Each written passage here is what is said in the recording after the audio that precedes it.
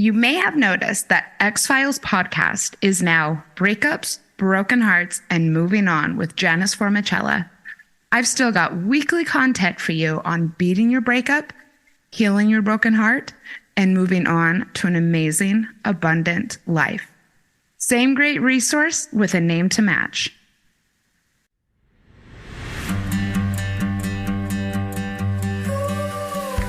Welcome to Breakups, Broken Hearts, and Moving On with Janice Formichella.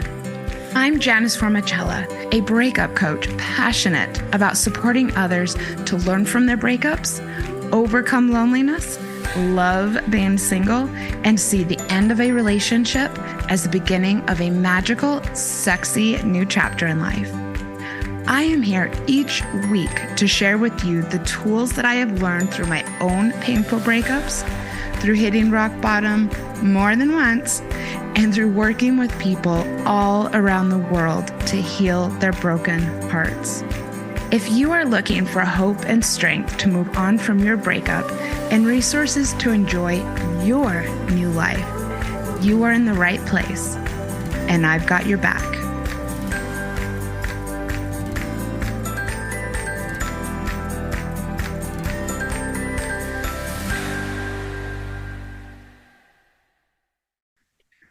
Welcome back to not X-Files, to Breakups, Broken Hearts, and Moving On, Jessie. Wow, yay! Yeah, this is great to have you on. You have been a part of my entire podcasting journey from like the first time I even had a guest on. Yeah, you were the first. I know. And then with losing my co-host or gaining being a solo podcaster, I guess. Yeah. Much better way to look at it, because that's definitely what happened. And now you're back for the next chapter, which is the new name, which I'm looking forward to the doors that's going to open. So hello, and how are you? It's been a while since you've been here. I know. I've been crazy busy with my life over here in little old New Zealand. Little old New Zealand. Little old New Zealand. Just readjusting to life and such. So I've been missing in action. Missing in action, yes. I would say that. Jessie, taking a step back. Well, it sounds like you have some exciting things on the horizon, and you've had some life changes recently and life expansions. So it's totally allowed. We were actually going to record an episode on this topic in April, and we both had things come up that prevented us from doing it. So thank you for your flexibility, and I'm always willing to be flexible. So let's get into people pleasing. I don't even remember how this came up. So what would you I think in some podcast we were talking about it, and we're like, we should do a topic on that, right? And here we are. The last episode that Jessie and I recorded together, it's ranking quite highly. It's our recent relationship lessons. Oh. So I will link to that in the show notes. Everybody go and listen. That was a fun one. Today we're talking about people pleasing. What would you say is either an intention or something that you would like listeners to get out of this episode? I think having gone through it myself, and I think listening to this, the biggest intention would be to set you up with some tools or some ways at looking at how to deal with people pleasing, and how to, like, if you are a people pleaser, to kind of maybe mitigate that and slow down on that, because it's not an overnight fix. I still people please, but I catch myself a lot faster now. So hopefully listening to this will give you some ideas on how to like slow down with that people pleasing that you may be doing in your day to day. That's wonderful. I would also hope those who might be going through a breakup to take from this episode learning how to put yourself first in all areas of life. I would definitely say I'm a recovered people pleaser. I'm sure there are still times when I do it, but I don't know. I have to say I'm pretty comfortable doing what I want to do. Sometimes to a fault almost. I will say that, and we're going to get into this, I still am terrified of confrontations. But Oh, instead of same. capitulating to the other person, I'll just figure out other ways to avoid it. I love that. To Like, be I'm just going to honest. go over here. Yes, exactly, actually. So, Jesse, what is your definition of people pleasing? Okay, for me, it's going above and beyond to keep everybody happy so that I am seen as useful. And that's usually at the expense of my own energy, time, and happiness. Wow, that's fantastic. I would say, in a nutshell, people pleasing is fear of expressing my needs. Mm. And from Psychology Today, I really liked this one. The underlying urge to make others happy and to be positively regarded. Yeah.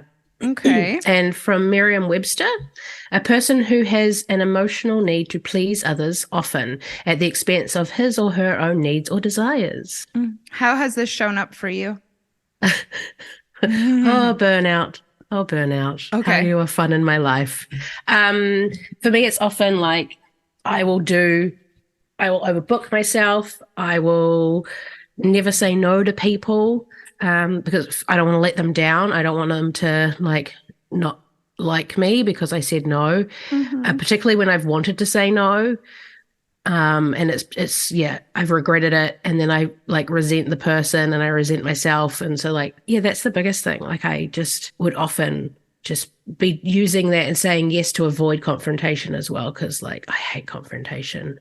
I find it scary and just not a thing. So I would just be like, yes, totally, I'll do that. Yes, totally, I'll do that. Oh, I'm sorry. I didn't realize that was my fault, even though it wasn't my fault.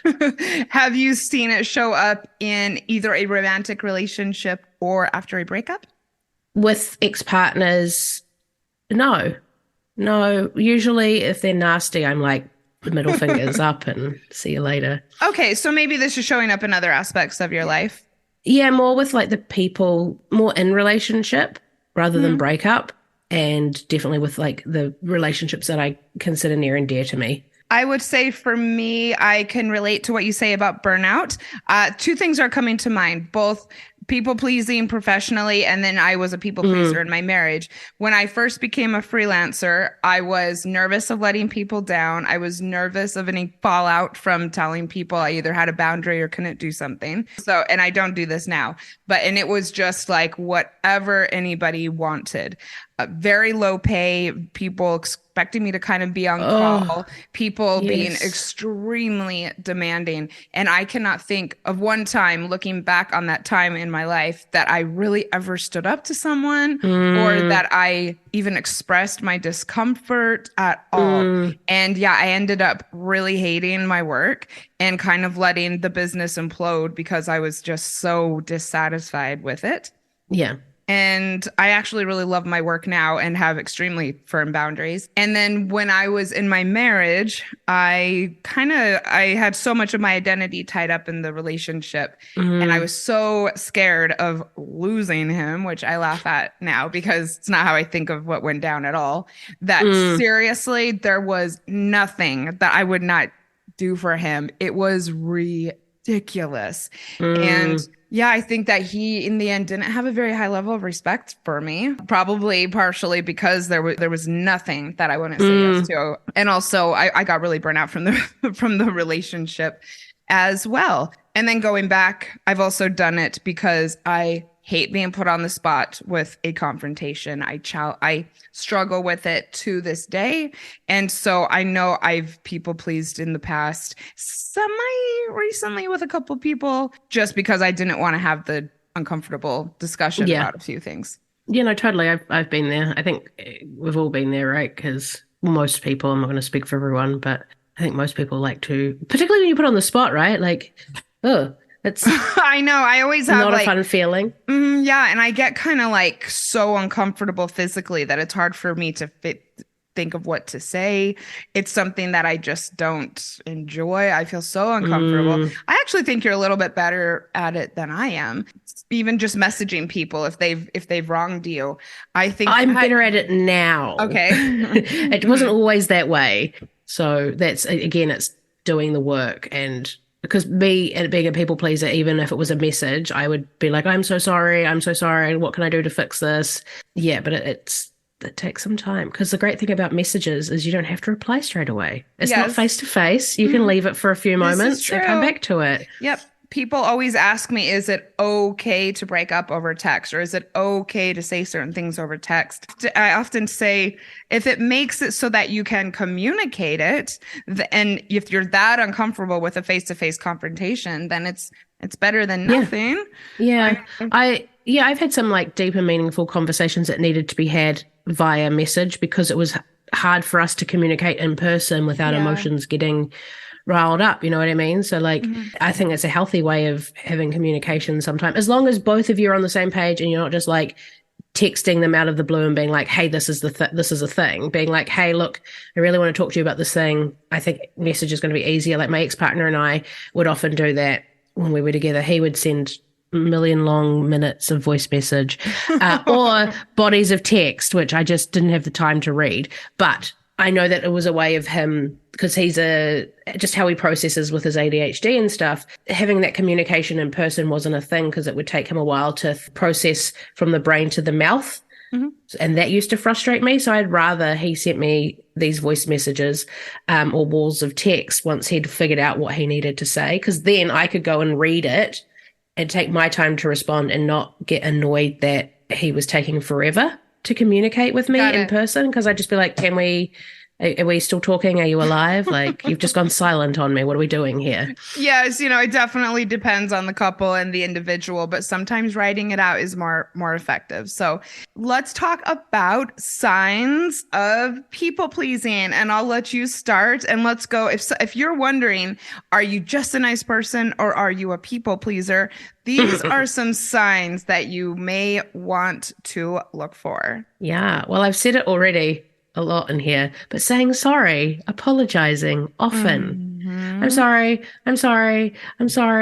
But like, ironically, I hate that word.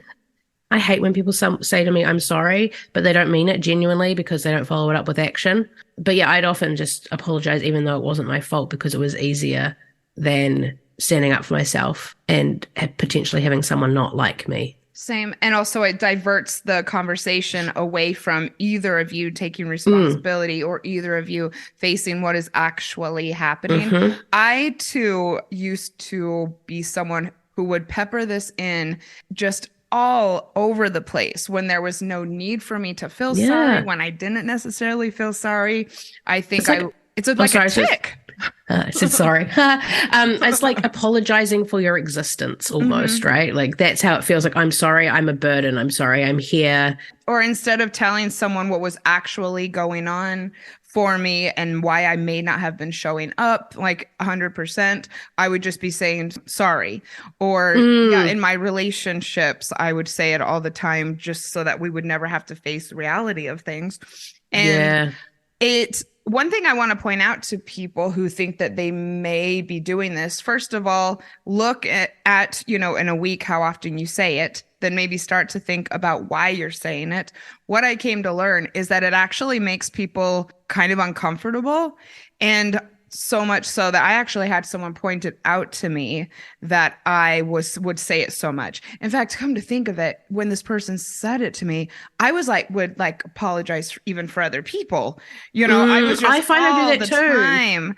Apologize for my friends that might be slightly more confrontational than me, and be like, oh, I'm sorry, that's just who they are. Like, I mean, I must have said it 30 times in a day back when it was such a bad habit of mine. And I did have multiple people point it out that I said it more often than your average Joe. And it was not until someone pointed it out to me, then I started hearing it. It was standing out more because it was in my head. And yikes, it was bad. And I did have to train myself over time to catch it, and I did.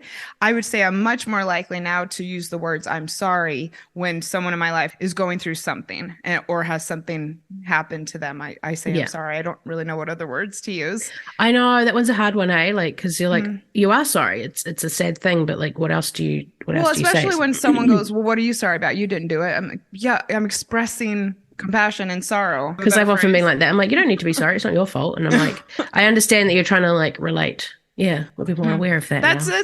that's a tricky one. If anyone has an idea of another way that you can express sorrow or compassion for something that someone's going through, let us know. Mm. Another sign that you may be people pleasing, and this is a great one. You find it challenging to pinpoint how you really feel. Go along with everything. You say sorry, even if you don't mean it. And you just are not acting from a place of reaction to what you are going through. Yeah. Yeah. And that's, again, I think it's because you're trying to keep everyone happy, right? And you're trying to be seen in this positive light. So you want to be that yes person, and you don't want to let anyone down, even if you don't want to do it.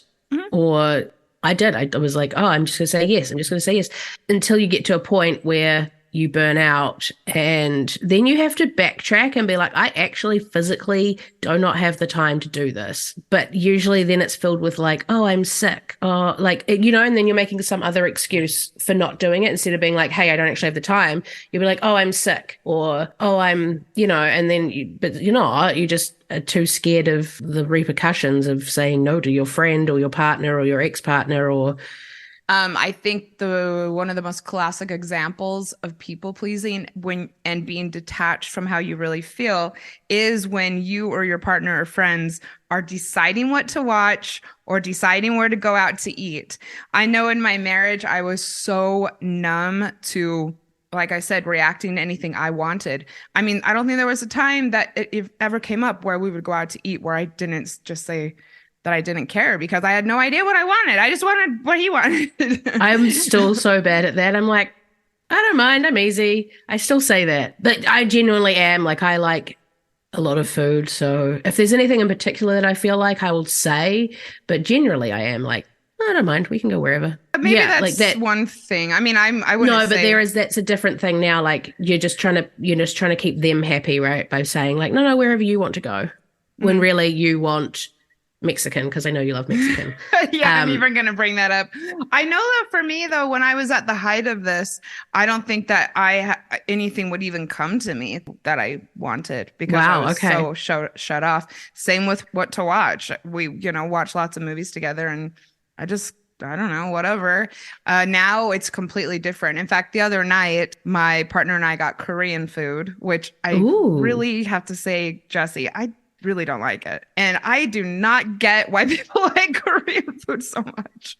And I said to him, it's not what I would have wanted, but he was having a really bad day and didn't feel well. And I said, let's get it, but I probably will want something else next time. I'm doing it for you, type of thing. Yeah, but that's different. Like, that's compromise, right? So that's coming from a healthier place. Saying. I would have never said that to my husband. Oh man. Yeah.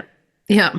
And on that, you're really having time for yourself is another way of knowing you're people pleasing. And I touched on it earlier, right? It's just constant, because you're saying yes all the time. There's no you time. Yep. Where do you fit in time for you? Like, whether that be the basic stuff, like just getting yourself sorted for the next week, or, which is really important, taking some actual time for yourself to have some like date yourself time, or like self-care time and stuff. Like, I never had time for me. Yeah. And I don't think everybody will relate to this, because maybe you don't have people in your life that are as demanding as some others, but this is a one potential sign. Yeah. If you feel like your schedule is just packed and that you're maybe going through the motions or things feel hard, it's a potential sign. Yeah. And another sign that we've already touched on is that you have a severe fear of confrontation. There are other reasons for a fear of confrontation other than people pleasing. Being codependent, for instance, or being in very unhealthy relationship. But this is one sign that you may be doing some people pleasing.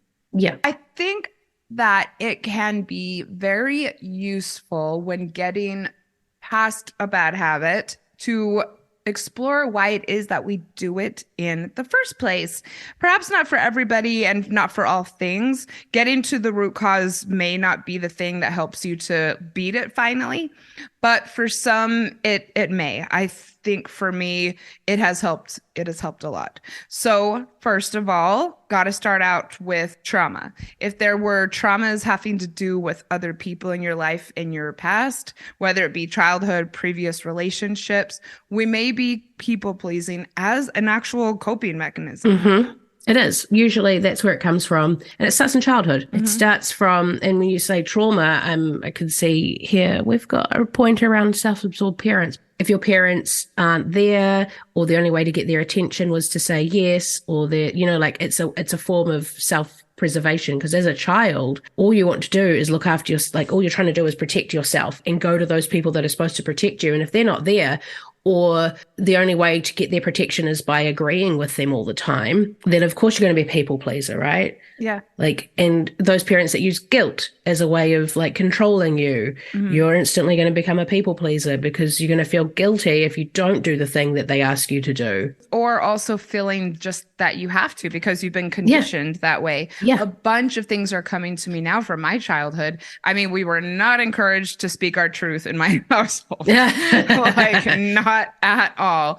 And if someone from our church, I was going to say if our elders, but I'm not sure everyone will understand that reference. But if our elders or our authority figures or our parents wanted us to do really anything, if they said it, we just had to do it. I can think of a couple church activities that I just really didn't want to participate in. They were public things that were really not required, but our bishop had wanted us to do it. And I pushed back just the tiniest bit. And everybody around me started saying, but the bishop wants us to do it. And just really, really judging me. Yeah. So it trains you into it's guilt, right? It trains you into, and that's how some religions operate. Not all, but that guilt thing and being well, this is what they want and they're the authority figure. And if you don't, then you're going to be outed, right? They're going to, that fear of being pushed out and not liked and not part of the community, which again, for us as humans, we need to be part of a community, right? And growing up, that's a huge thing for us. So of course you're going to be oh, okay, yeah. Maybe, this makes me seem like a better member of the community. It makes me seem like I'm perhaps more laid back, more willing to help others. And so sometimes I think it's just a comfort thing. Yeah. I know we've got these points here, but it's all kind of comes back to that, how we were raised and stuff. But in that, then you're not comfortable being by yourself, right? Because you don't know how to operate by yourself. You don't know.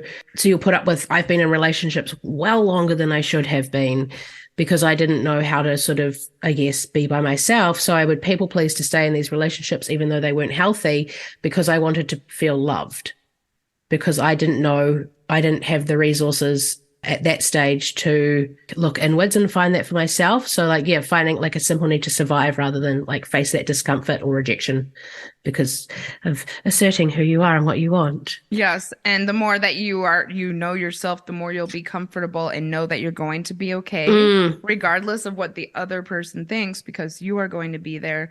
And also goes back to being, I guess, in touch with our own feelings. The more we know ourselves, the more that we'll know how we're feeling.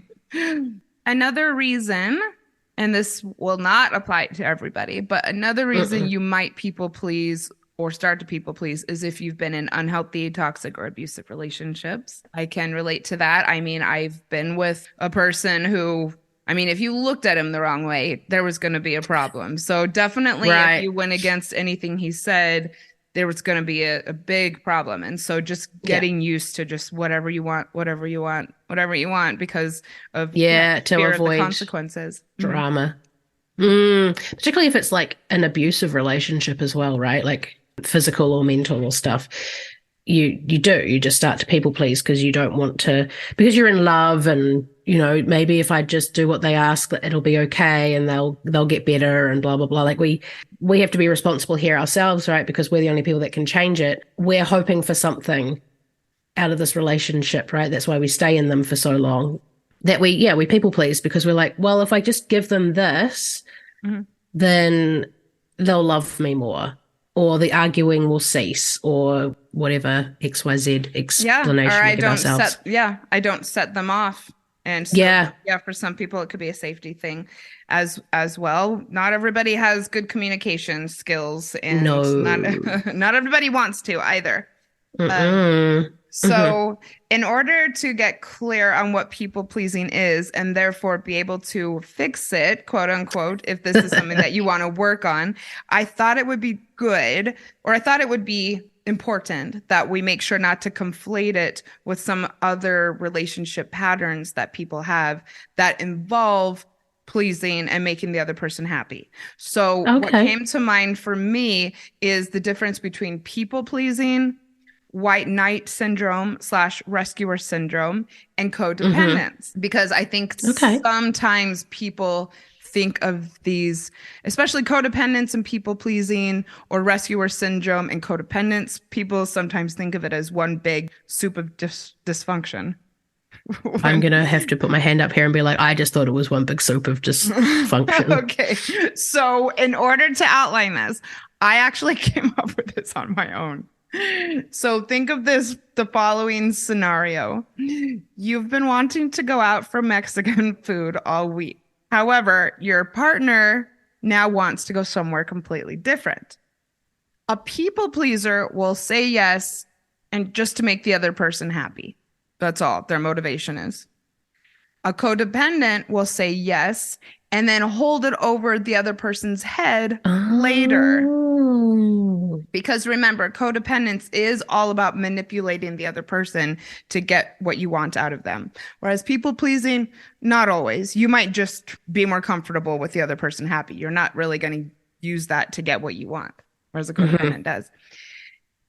A person who plays the rescuer will make the reservation and then obsess over making sure the other person has the best meal ever. They will then get enormous gratification after being praised for it later. Oh. I don't know. Does that help at all? It does. That's a whole world of different things. I did not know. Yeah, Well, a rescuer wants to solve people's problems because they get off on it.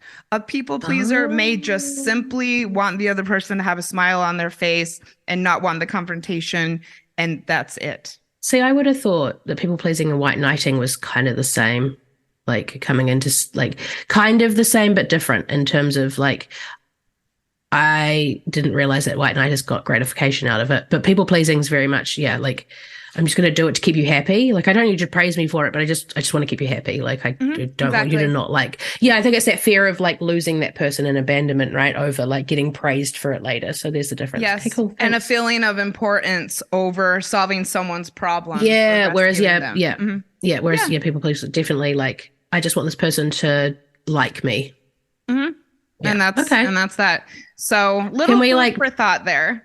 Can we have a healthy way of how you would deal with this otherwise, just so we're giving people like, oh, thank you. Yes, I really left that out. you So know, like here are the yeah, like here are the people pleasing, codependent, and white knighting situations. But what would you do in a healthy relationship? I think I would say I was really looking forward to this. If we could go where you want next time, I would love that. I was, because I'd really like to go on with the plan. Yeah. And even if like they, and that, because it's called compromise, right? Like at the end of the day, like you could compromise. You could go to wherever they wanted to go and then be like, and I would really like if we went to Mexican this time. Like next time. like next time, sorry. Yeah, and set a date for it, or vice versa, like because and be like, oh look, I've been really looking forward to Mexican all week. Do you mind if we keep that plan? But like maybe tomorrow night we go to Korean. So it's like both of you have expressed your wants and your needs, and there's an outcome that is positive for both of you. Yep. Or you could go find somewhere, because we have this cute little place in Auckland called Elliott Stables that has like it's like a converted stable, I assume. It's really fancy now. It's got a whole bunch of shared tables in the middle of it, and then like different restaurants. So I think we call that market here. So like you could have Mexican and they could have Korean, and then you could sit together and you could both be happy. It might not be the Mexican restaurant you had in mind, but yeah, that's a cute idea, actually. Like it kind of services both of those wants and needs. Perfect. Yep. Yeah. Just expressing, making sure that what you want is front and center. There is this really famous place here in Denver called Syrup that everyone just loves. And it is good, I have to say, but it's everyone's brunch go-to. And my partner wanted to go there the other day. And I don't know, I just think it's kind of your typical brunch place. And I did say, I really wanted some shrimp and grits. Do you mind if we go to the bindery is where I like to get my shrimp and grits, and he was cool with it. What is grits? Grits? It's like a cornmeal dish. It's Oh, very popular in the South. Let me look. I've never heard of it. So, Really? Okay. Grits are a type of porridge made from boiled cornmeal. oh, It's really savory and it has this great texture. And in the South, they serve them often with shrimp. It might be kind of hard to picture, but we were in Savannah in January, and that's a very common local traditional dish. And I kind of fell in love with it. And so now I've been seeking places out that do it here, which is kind of rare. But I hadn't known that we were going to be going out to brunch, and I was kind of had a craving for it. So, and if he would have said no, I would have gone to syrup, but yeah. he said yes. Yeah, it's nice to mention what you want. Exactly. Yeah.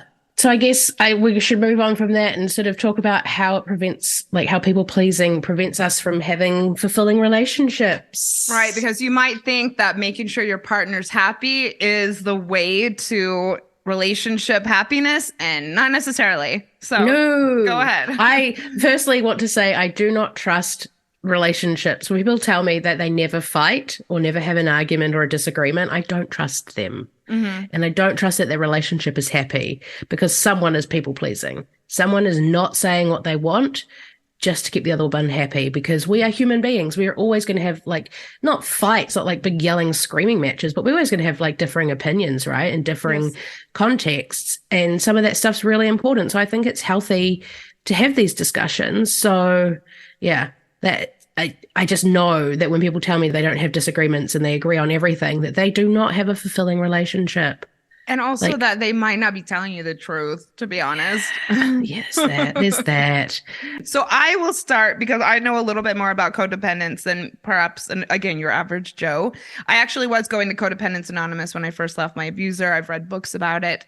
So, and it's very oft misunderstood. Mm-hmm. So people pleasing and codependence are related to each other. And I think that over time you could become codependent if you become really wrapped up in people pleasing. And therefore you may start to feel resentful when you don't get the recognition you are trying to elicit. And this is actually one of the hallmark traits of someone who's codependent, is they will do something expecting a certain outcome or response from the person. And then if they don't get it, it starts to boil up under the surface, and they start to be really angry at the people around them for not doing what they expected them to do. Oh, curious. Mm-hmm. Let's say, for instance, the classic example of codependence is a female who is married to an alcoholic. So the wife may take care of this person and enable them to continue into their addiction. But what they really want is either the recognition or something in return for doing it. Typically, that you'll be seen as kind of the savior in the relationship. Right. Mm-hmm. I see.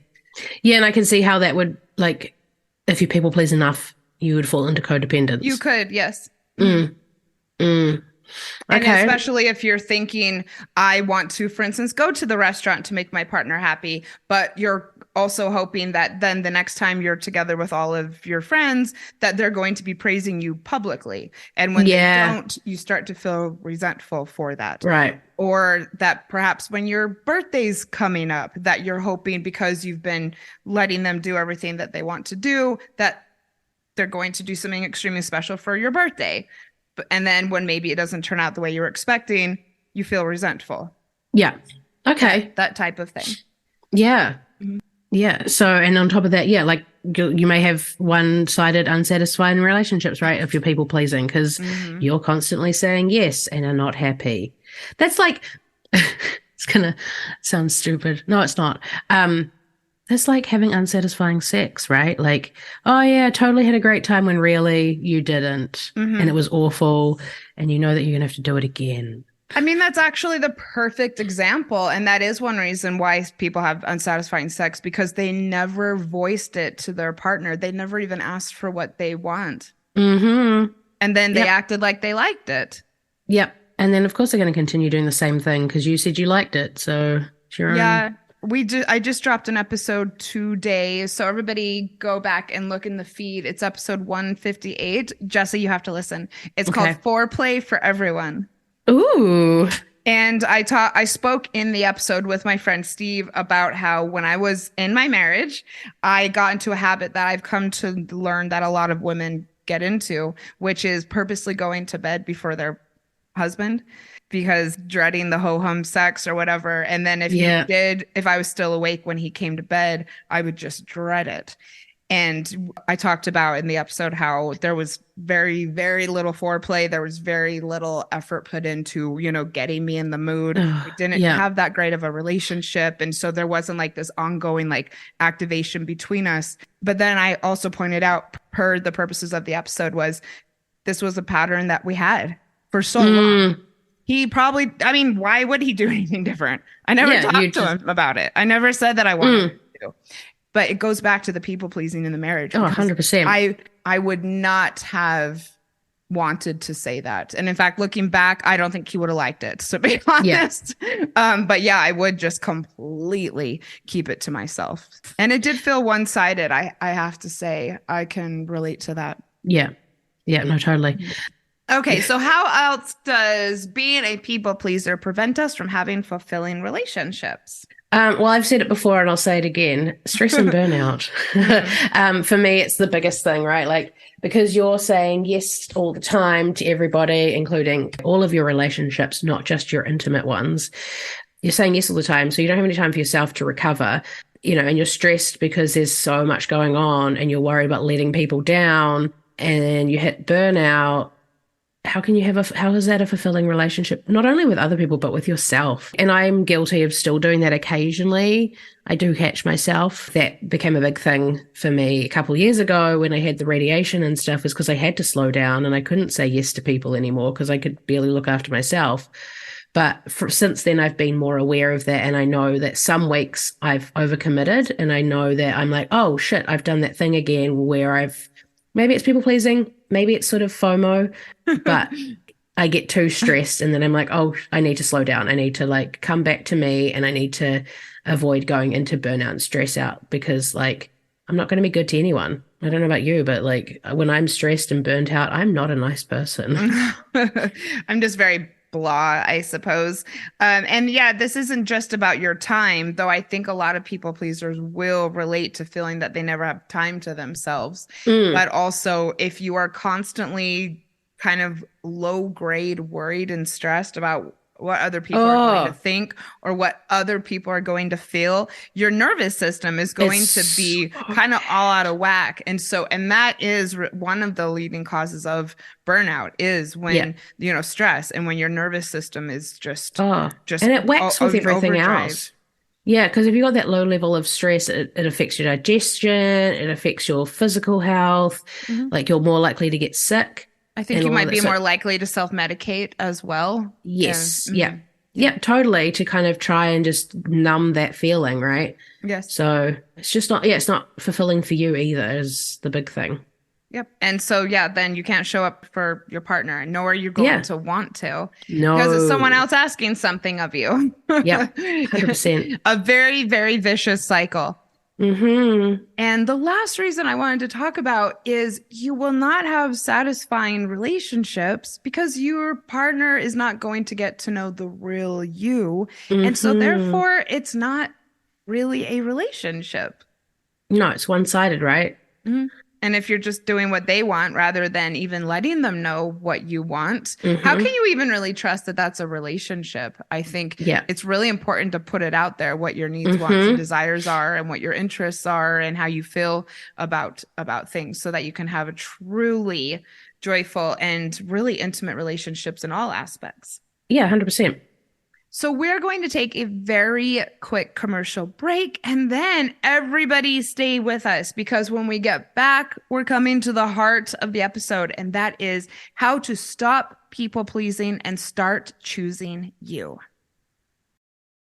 Welcome back to Breakups, Broken Hearts, and Moving On. We have been talking about people pleasing, how it impacts our relationships, the signs, but now let's talk about how to stop doing it. The two of us have come up with some great stories from our own life, some great tips, and we are also going to share some affirmations at the end of the episode that you can use if you are ready today to keep a check on this or to keep check on this, to check this. As we said earlier, this is a very practical tip. Watch how often you say sorry. Just like when you are in Toastmasters and you are supposed to watch your ums and ahs and your you knows, which is a podcaster's nightmare, you will start to notice when you're saying sorry once you start to pay attention to it. And then if you're using it as a coping mechanism or as a way to just generally keep the people around you happy, which I think you're really fooling yourself if you think that's working. Once you start to notice it, you can stop it. So see for the next week how many times you say sorry. And I want to hear from you. DM me if this is revelatory to you. Yes. Yeah, totally. So do you want to go with this next one? So what you can start doing is putting up some boundaries and saying, like, for yourself and for other people, right? Like, okay, I've got X amount of time, and block it out in your calendar, I find is like a very good thing to do, and something I have not done recently, but like block out some you time, and that's a non-negotiable, right? And be like, sorry, this is time for me. I'm not available here. This is what I'm doing. And you could be watching a movie, you could be sleeping, you could be going on a hike, you could do whatever you want in that time, but that is you time, and it's very important to put boundaries in there. But it's also important to think about what you're willing to do to help other people, because there's nothing wrong with helping other people. I get a lot out of it. Like, I love being of service to people. It's what I do. It's who I am. And I really enjoy it, but it's got to look at where are you capable of? And I don't know if you know the term, but like, we often, myself and my friends who are in the mental health sort of sphere often say, oh, we don't have the spoons. So I can't say I'm familiar with that expression. The spoon theory is basically you have a drawer full of spoons, and each time you do something, you're giving away a spoon. So if you keep giving all of your spoons away, then you're going to have no spoons left to give away, right?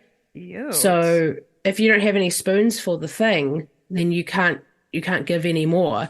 It's about setting those boundaries with and talking to your friends about that and being like, hey, look, I would love to help you, but I just don't have the capacity for this right now, or I don't have the spoons, is what we say. I would say another good habit to get into, and something that I've learned, is you don't always have to give an explanation. No, you don't. And I think I also now, and this is something replicated, is I've asked my friends before they start venting, ask me if I have the time, because I will do that to them first. So like, I'll be like, do you have time for can I vent to you? And I think that's very important to establish those boundaries as well, because if you're asking them for their time, then hopefully they'll learn to ask you for your time, or set that boundary with them. Be like, look, I'm not always going to be available for you to just start venting, but I'm happy for you too if I do. So often we'll have like conversations.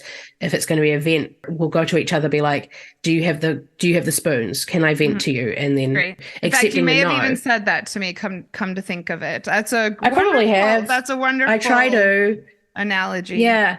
The flip side of putting up in boundary, of all of this, which I want to say, is being prepared to lose those people in your life that are taking your people pleasing to their advantage. Yeah. This could be people, these could be friends of 20 years. This could be partners. This could be a friend, a work colleague. They can see your people pleasing and they're using it to their advantage. If you start putting in boundaries, be prepared for these people to fight you and make you feel like you're the problem. You're no longer putting up with the demands that they were making. And they may not be treating you as well as they did before. And it's something really important to pay attention to. Yeah. And it is sad. I would say this is not everybody will relate to this, because not everybody out there is trying to take advantage of your people pleasing. Pay attention, and then be willing to walk away. Yeah. I can think of 2 or 3 things, including with my employer back in Australia. They kind of had me at their whim, because I felt that I really needed this visa and I had to have the job to get the visa. Yeah. And they crossed so many boundaries, texting me even on the weekend, complaining about work related things. Yep. And when I did say, put a boundary that said I need to work from home, I can't go into the office, it completely blew up in my, what? I wouldn't say it blew up in my face, because I was exerting myself and standing up for myself for the first time, but I did end up losing the visa. But you didn't blow up in your face. You lost the people who were taking advantage of your people pleasing. Mhm. And like I lost a friendship of, like I said, 20 years because I stopped putting up with the way, and you got to remember, like, it's not their fault. It's nobody's fault. You allowed that behavior by your people pleasing unintentionally, totally unintentionally, but realize that that's a pattern that they've got themselves into, right? That if they ask you for something, you're going to say yes. So they're just going to keep pushing that. So when you start to say no and fight back, they're going to start fighting you on that. And they're going to start making life hell, and they're going to start making it feel like it's your fault. It's not. Don't cave in, stand your ground, and keep those boundaries, because like otherwise they'll just keep walking all over you.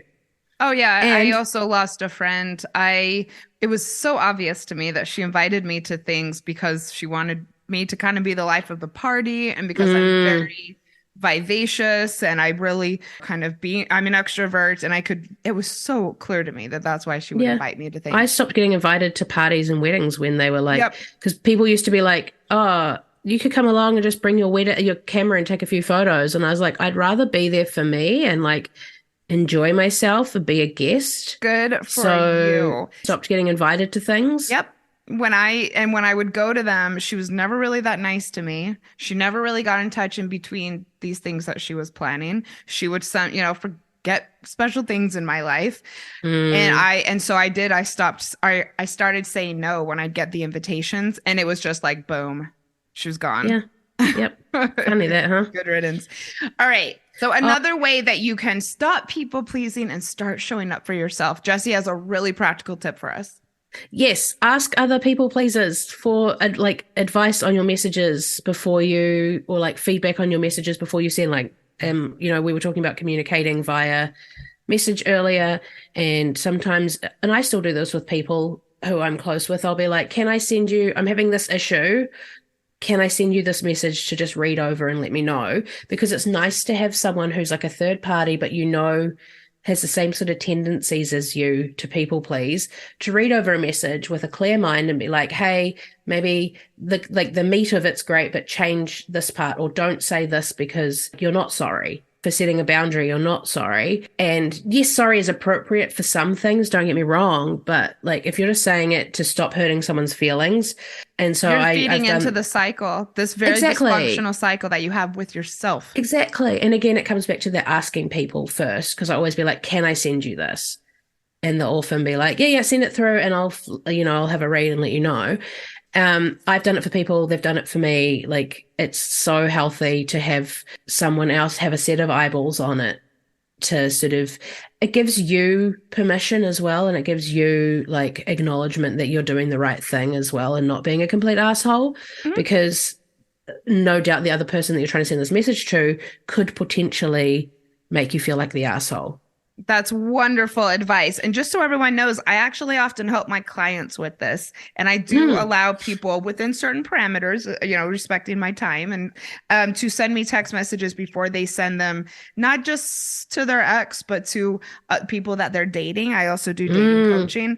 And it's something I enjoy. And it also helps you to feel more confident, like once you set it out, like you said.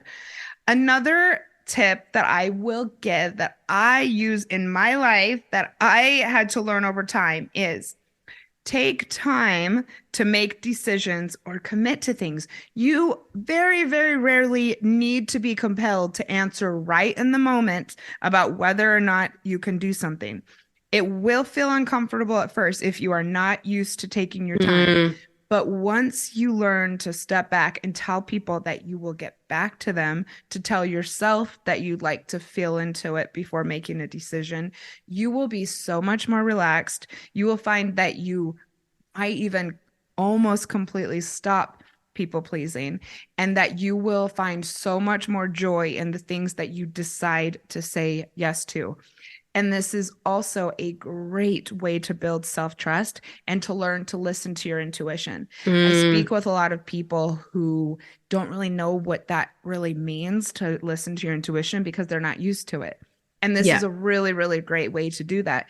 Take a day, take an hour, take a couple days to feel into how you feel totally about doing this thing, and then respond. Yeah, that's so important, is to not just say yes straight away, or I guess in this day and age where we've got social media and an instant message, right? Like people feel like they've got you 24/7 and expect a reply straight away.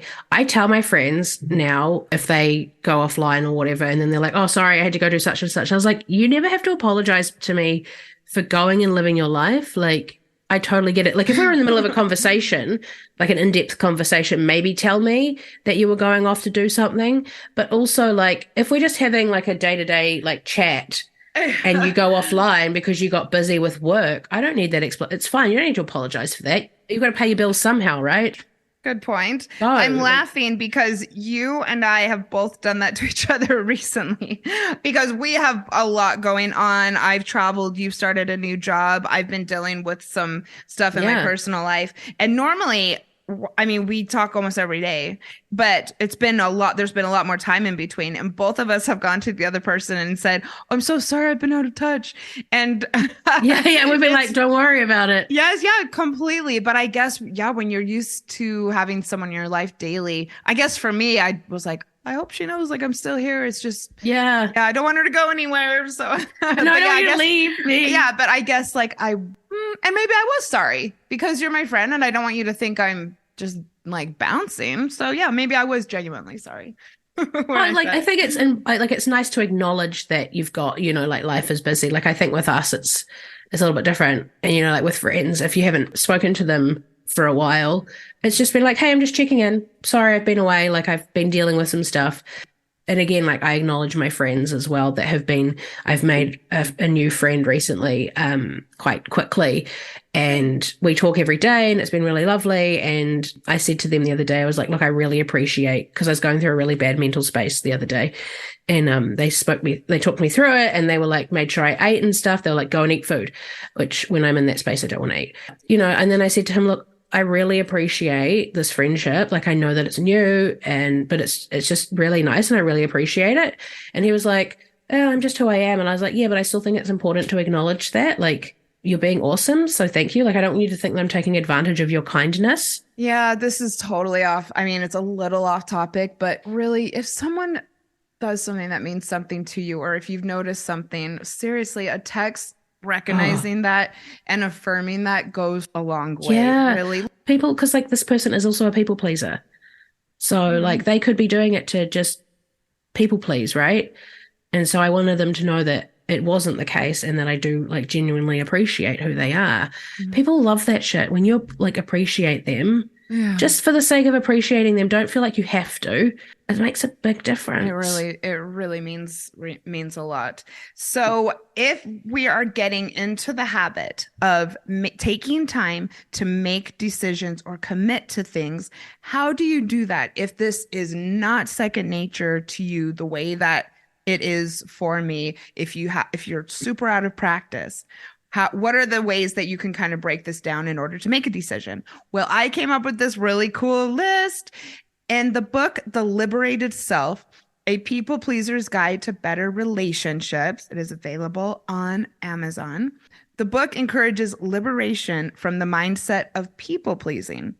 And it gives a cool list of things that you can ask yourself before you say yes to something. Ooh. If you get asked to do something, or maybe you're even asking yourself if you want to do something, here are some things to consider.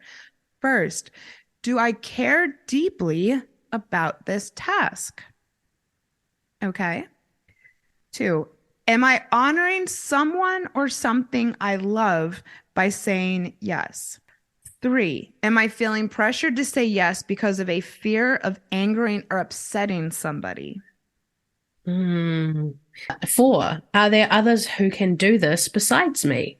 Number 5, do I have time to do this? Number 6, do I have an interest in doing this? 7, do I have the energy for it? That's so important. So important to listen to that question. And the last one, will I end up resenting myself or someone else if I take on this task right now? Very good questions. Yeah. I'm gonna have to go get this book, or like I'm gonna save these notes for later, because these are gonna be my questions. I mean, I ask myself them now, but I didn't back in the day.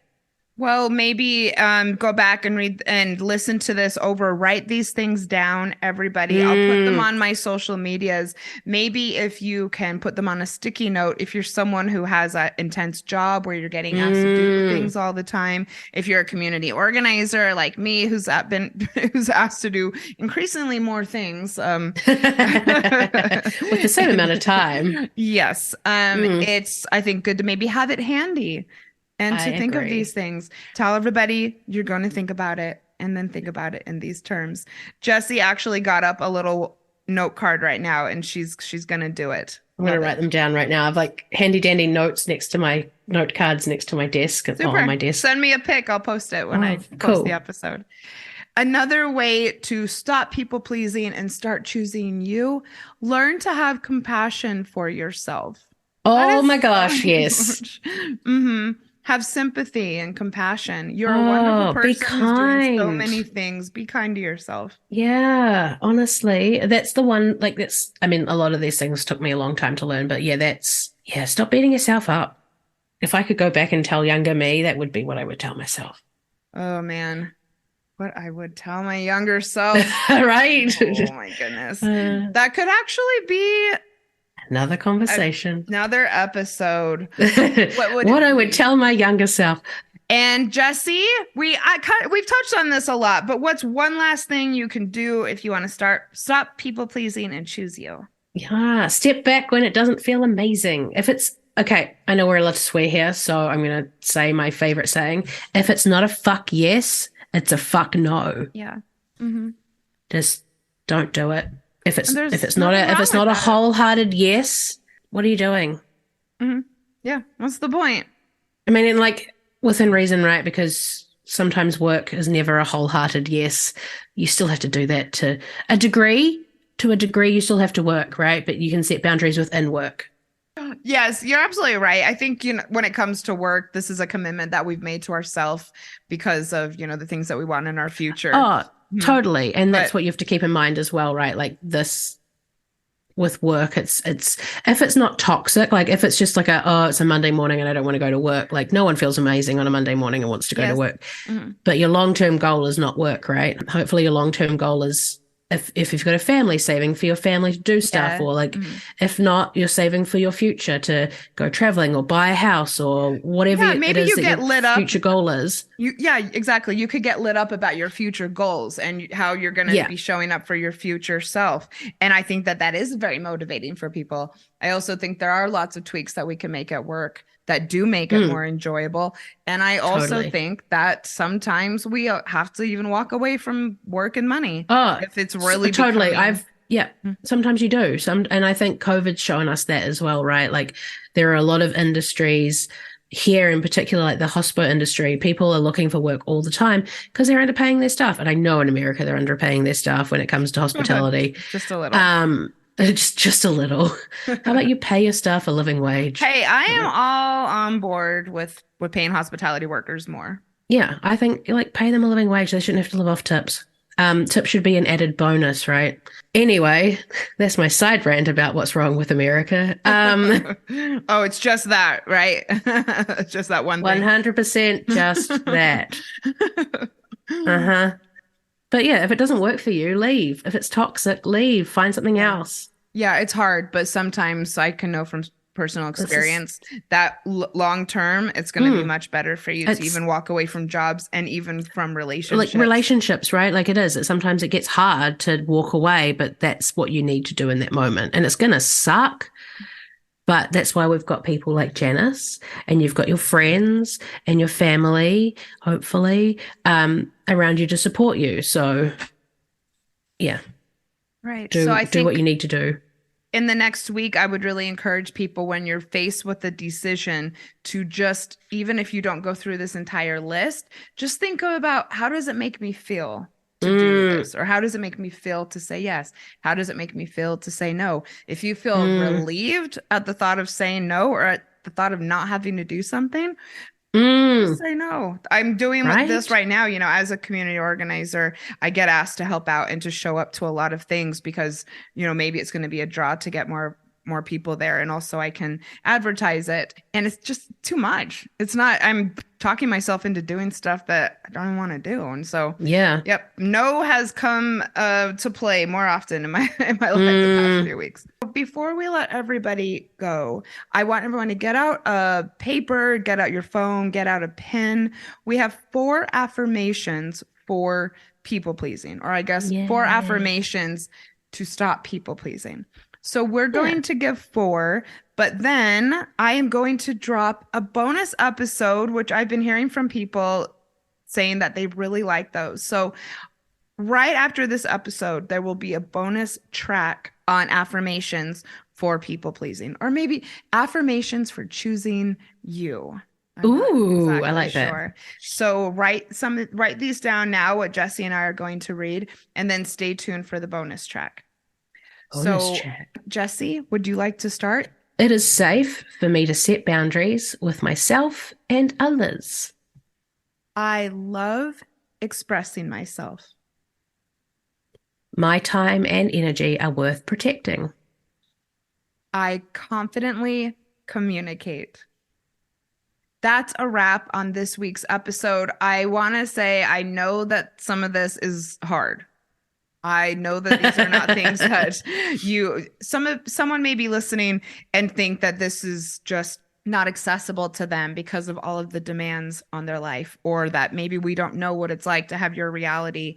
But I assure you, life is too short. You deserve, a really joyful existence. And I do know that if you can implement just a few of the things that you heard in today's episode, I think that you'll feel your stress go down. I think that you'll have more joy in each moment, and also that your self-care will improve, and therefore everything else in your life will improve. Yeah, totally. All right. Well, thank you so much, Jessie, for joining. If you'd like to learn about Jessie and her work, please go to the show notes and please follow her if you have not already. And stay tuned for our next episode on talking to my younger self. I don't know. Sounds like a good one. I know, right? One of the many episodes we will record in the future. I think this will be the next one, actually. I'm here for it.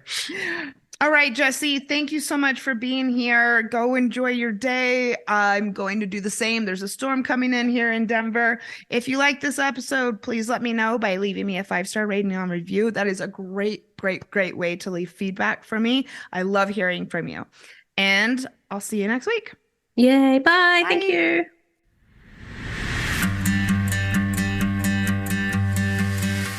Thank you for listening to Breakups, Broken Hearts, and Moving On with Janice Formichella. I sincerely hope that you found today's episode inspirational or useful. I would love to support you on your healing journey. All you have to do is send me a message on Instagram at Breakups Podcast, or email me at breakupspodcast@gmail.com, and I will be in touch to get you started. Remember, if you are struggling with a broken heart, your feelings are temporary. I am sending you so much love and luck for the week ahead. You've got this.